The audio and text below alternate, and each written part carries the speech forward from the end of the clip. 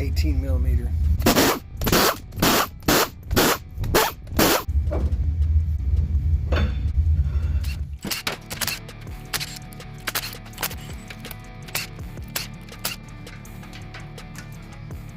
Okay, we got this open and you can see there is some wear in those spider gears in there. And then you can also see right here that there's a bunch of clutches in there. That's like a limited slip.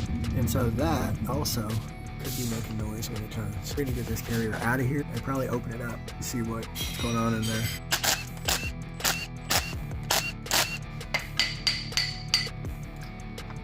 Ooh, look at all these clutches. So that is all the clutches. All right, 2 clutch packs that I think need to be replaced. Here we go, complete teardown. That's a cool rear end. It's the first time I've tore one of these apart.